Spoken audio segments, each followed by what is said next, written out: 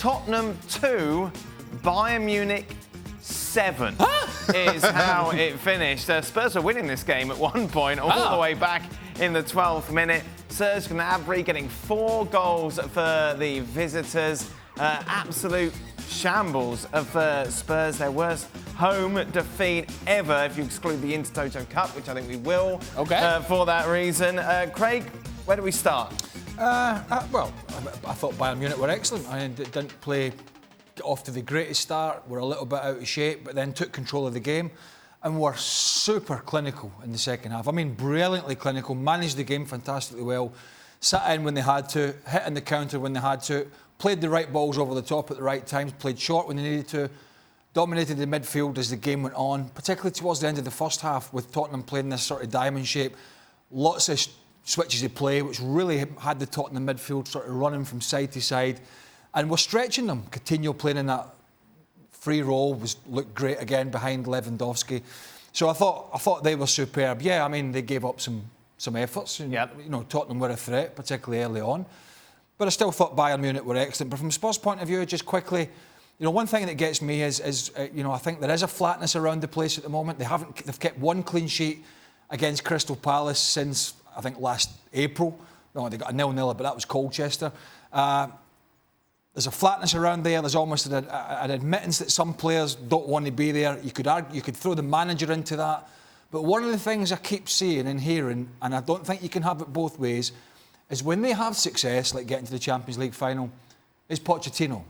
And when they don't have success and they have a bad night, it's Daniel Levy. You can't have it both ways.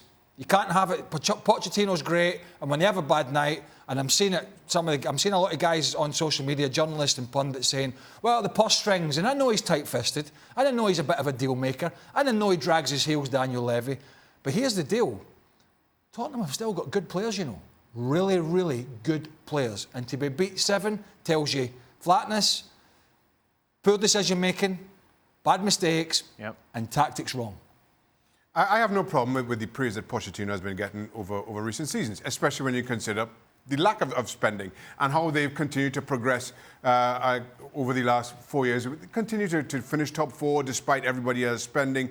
And then all of a sudden, this summer, certainly by Spurs standards, you spend some money.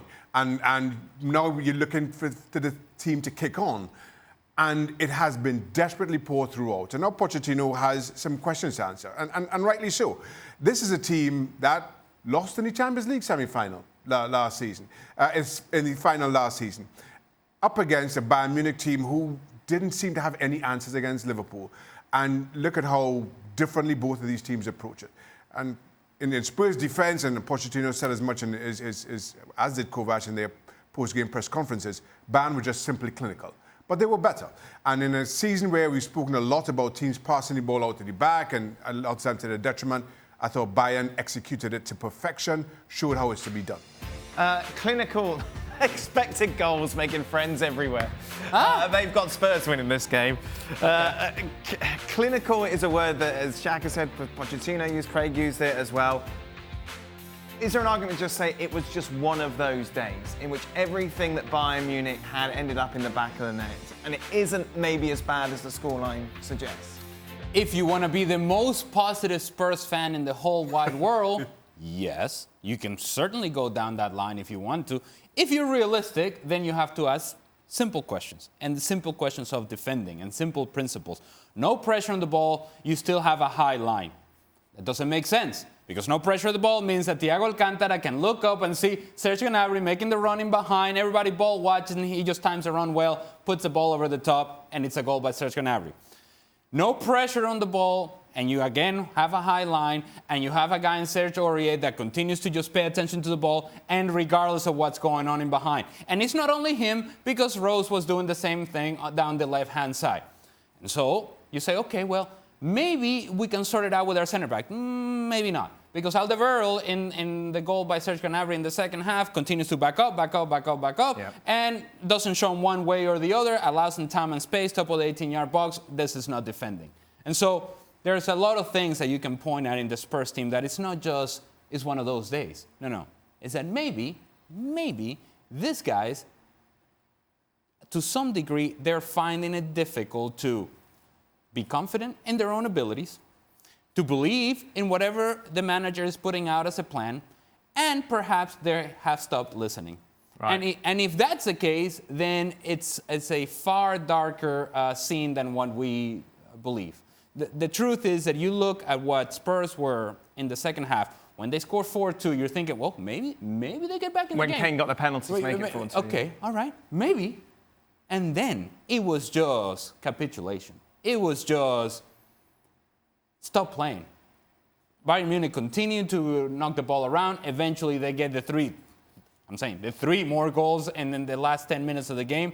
And the reaction, or lack thereof, is the real referendum of Spurs here. Is the real question that you have to ask. That at 5-2, it was like, oh, well, it became 6. It became 7. And that's fine. It's not fine. The two fullbacks were horrendous defensively. I mean, Vertonghen and Alderweireld weren't much better. I mean, Lewandowski's skill to get past Vertonghen was great skill, but was awful defending. And Alderweireld did not have a good night.